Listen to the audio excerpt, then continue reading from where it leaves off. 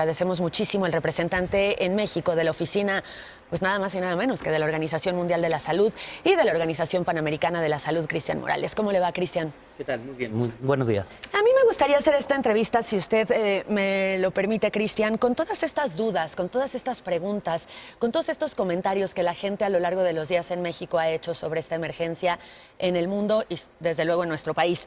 Y la primera, desde luego, es si considera la Organización Mundial de la Salud que en México se están haciendo las cosas bien, según la fase y la etapa en la que estamos y según la experiencia que ha habido en otros países. Sí, bueno, primero que nada recordar que estamos en una situación nueva, en que todos los países se están enfrentando a algo desconocido, este nuevo coronavirus que nos afecta desde principios de enero.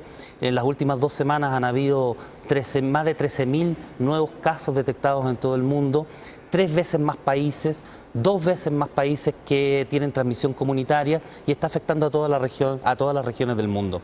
Evidentemente en las Américas y en México no estamos exentos de esto y estamos aprendiendo de lo que va pasando primero en otras regiones, lo que pasó en China y lo que está pasando en Europa.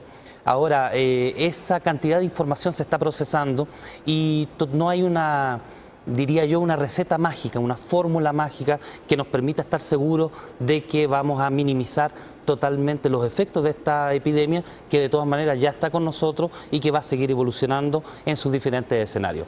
México, teóricamente, según la definición, sigue estando en el escenario 1, es decir, con una mayoría de casos importados y sin necesariamente tener esta transmisión comunitaria sostenida, que es la que caracteriza al escenario 2. Sin embargo, una cosa que me parece muy positiva es que ya se están tomando las medidas propias del escenario 2, es decir, se están suspendiendo eventos, se está haciendo una fuerte campaña para que todos tomemos conciencia de la importancia de mantener esta sana distancia y esas son cosas muy positivas. También se están preparando las instituciones de salud para tener todos los insumos y no solo los insumos y medicamentos que se requieren, recordando, por cierto, de que no hay una vacuna ni un tratamiento específico para este COVID-19, pero sin embargo podemos mitigar y podemos salvar vidas. Eso es lo que se está haciendo, eso es lo que tenemos todos que seguir trabajando de manera, creo que muy clara frente a la población.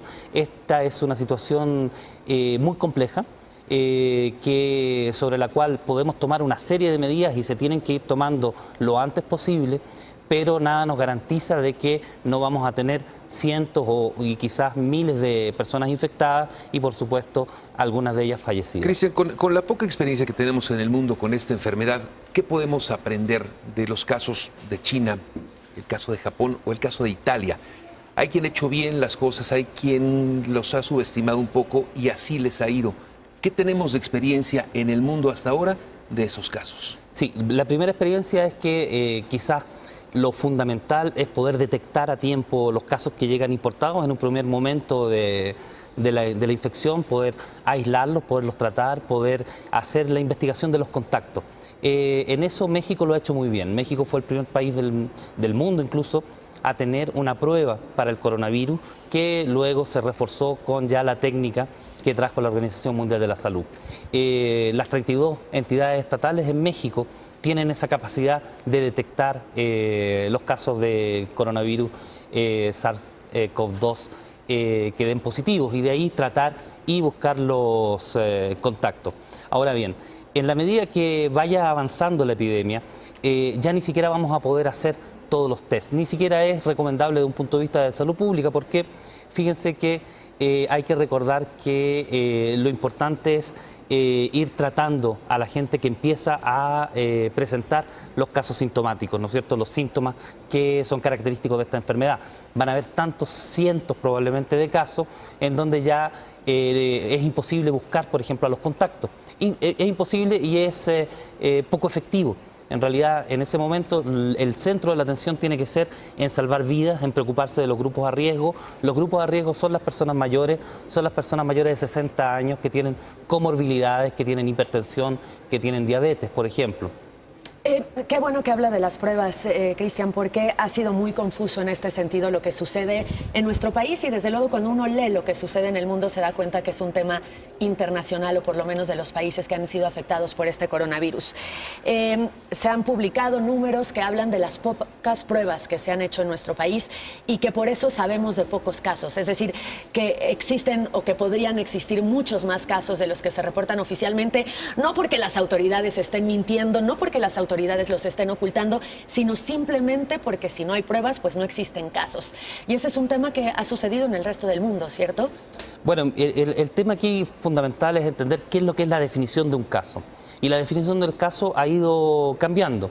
Al inicio de la epidemia, un caso tenía que ver con presentar los síntomas propios de esta nueva enfermedad, el COVID-19, y además haber viajado a China. Incluso bien al inicio era haber viajado a la provincia específicamente a Hubei. Eso ha evolucionado. Hoy día la definición de caso nos indica que es alguien que presenta algunos de estos síntomas propios del COVID-19, pero además has estado o bien en contacto directo con alguien infectado o ha viajado a países con transmisión comunitaria.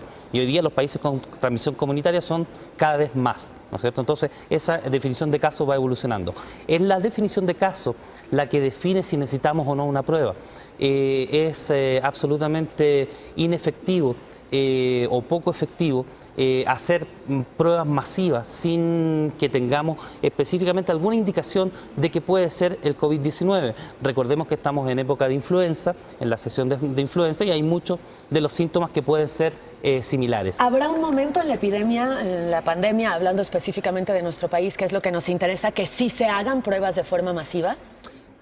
Las pruebas de forma masiva tienen que ver más bien con la necesidad de retrasar por dónde va la epidemia y con qué velocidad se está produciendo la dispersión.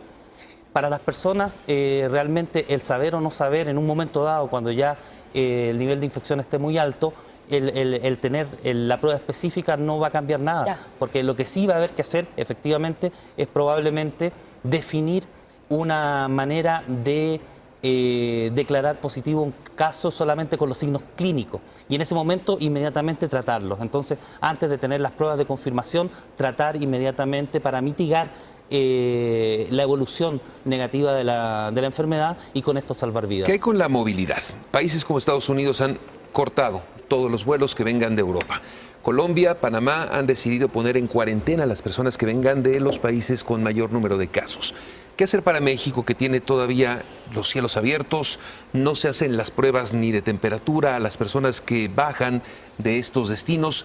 ¿Qué se recomendaría para México en esta materia de movilidad?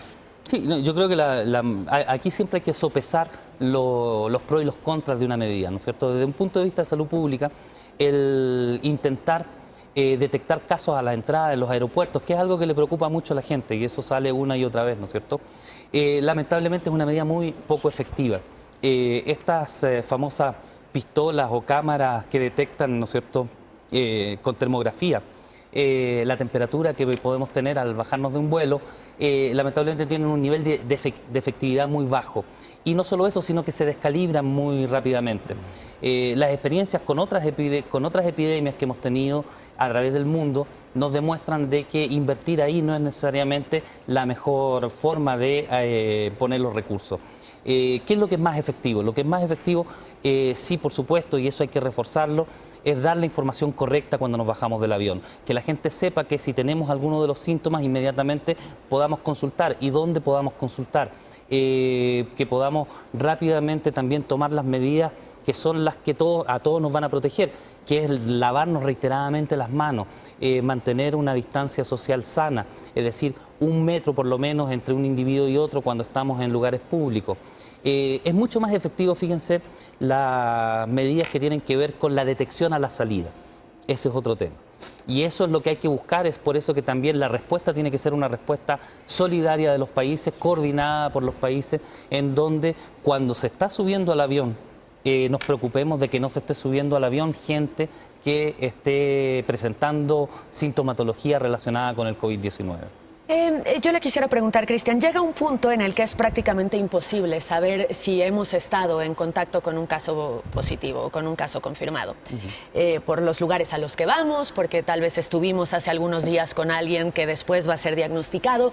Y con base en esto y con base en la preocupación que tiene la gente, ¿cuál es la proyección que tienen como Organización Mundial de la Salud del virus? Lo que va a suceder con el virus para que la gente... para que la gente después no caiga en pánico. Es decir, va a haber cientos de casos, no podemos saber el número exacto, desde luego, pero va a haber cientos de casos, va a haber miles de casos, va a haber millones de casos. ¿Cómo evoluciona el virus en este sentido? Sí, claro que sí. Bueno, el virus, como todo nuevo virus, busca susceptibles, busca aquellos individuos que puede infectar y en donde él pueda desarrollarse. Eso generalmente, y lo hemos estado viendo en China, lo estamos viendo en otras partes del mundo también, lleva a un momento en que va subiendo el número de casos hasta que ya el virus no encuentra más susceptible y empieza a disminuir el número de infectados. En un país como México, muy probablemente vamos a estar hablando de miles y miles de casos, decenas de miles de casos incluso. Hay que recordar, eso sí, de que dos cosas. Primero que nada, que ahora tenemos, ayer leía en la mañana, que habían 154.000 casos, probablemente estamos ya en los 160.000, 170.000 en el mundo. Sí. De esos, la gran mayoría ya se recuperaron totalmente. Y eso es lo que va a suceder. La mayoría de la gente que se infecte de este nuevo coronavirus va a infectarse y no va a tener síntomas. De los que tengan síntomas, alrededor de 80% de quienes tengan síntomas van a ser síntomas leves, muy ligeros. Más o menos 15% sí van a desarrollar cuadros más complejos y 7% van a desarrollar casos más graves. La teoría inicial de Donald Trump era que esperáramos a que hiciera calor y que con eso podíamos irnos olvidando del coronavirus. Fue lo que dijo el presidente de Estados Unidos. ¿Tiene algo que ver el tema de la temperatura, el hecho de que los países más ecuatoriales tengan incidencias menores o nada que ver? Hay alguna evidencia que el calor evidentemente disminuye la actividad viral y disminuye incluso la capacidad del virus a mantenerse en la superficie. Recordemos que este virus se transmite por gotitas, ¿no es cierto? Dicho esto, en un mundo globalizado como el que vivimos nosotros ahora, en donde estamos viajando y estamos recibiendo viajeros de todas partes del mundo, vamos a lugares donde es verano y recibimos a gente que viene de lugares de invierno. Yo creo que lamentablemente el tema de la temperatura va a jugar un rol muy débil en esta epidemia. Lo que sí es una realidad es que si uno ve el mapa, los países del hemisferio norte son los que presentan más casos. Esto tiene que ver tal vez con que hay mayor movilidad, con que hay mayor capacidad de detección, es decir, en el sur, países más pobres, sistemas de salud más debilitados. ¿Cuál es la conclusión a la que en estos meses ha podido llegar la Organización Mundial de la Salud? No, tiene que ver más bien con el patrón de dispersión de la epidemia, no tiene que ver necesariamente con las capacidades, aunque sí, si uno piensa en África, podría pensar en la capacidad debilitada de los países a detectar. Pero en la región de las Américas tenemos sistemas de salud bastante robustos, en Brasil, en Argentina, en Chile, y tenemos una cantidad de casos, por supuesto, que van evolucionando de manera importante en los últimos días, pero sin lugar a dudas con un retraso respecto a Europa. Y eso tiene que ver más que con cualquier otra cosa, con el hecho de que los primeros, los desplazamientos, las comunicaciones, los viajes se importaron más hacia Europa que hacia otros lugares. Esta enfermedad le va a costar algo en términos económicos, no hay duda. ¿Eso puede debilitar la lucha contra otras enfermedades, sobre todo en los países más pobres? Sin lugar a dudas, o sea, esto yo creo que lo que tiene que servirnos también como lección a todos es la importancia de invertir en los sistemas de salud, un sistema de salud que es resiliente, un sistema de salud que es accesible, un sistema de salud que entrega servicios de salud de calidad, es un garante para el desarrollo humano, es un garante para el desarrollo económico y es un garante contra este tipo de epidemias que probablemente vamos a lamentablemente seguir viviendo en el futuro.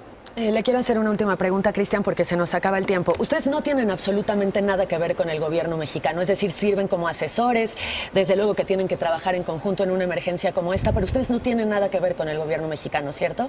Bueno, la Organización Panamericana de la Salud y la Organización Mundial de la Salud tienen como consejo directivo, es decir, quienes emanan las instrucciones para nuestro trabajo a todos los secretarios de salud y ministros de salud de la región.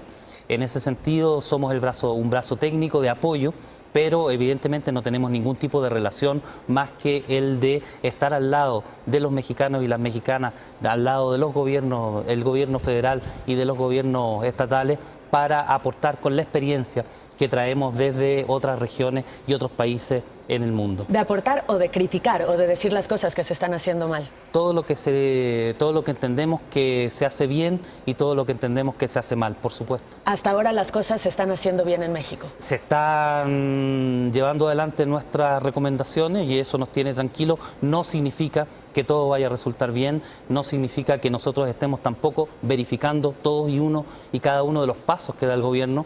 Ellos nos comparten lo que es la situación que se está viviendo, nos comparten las ideas que ellos tienen de cómo avanzar y nosotros entregamos nuestras recomendaciones sobre eso. Bien, pues creo que eso le va a dar mucha tranquilidad a la población en México, que creo que es vital en este momento y en una emergencia como esta. Gracias, Cristian. Estaremos en contacto con usted y molestándolo. No, gracias a ustedes. Aquí estamos a la orden. Gracias. Es el representante en México de la Oficina de la Organización Mundial de la Salud y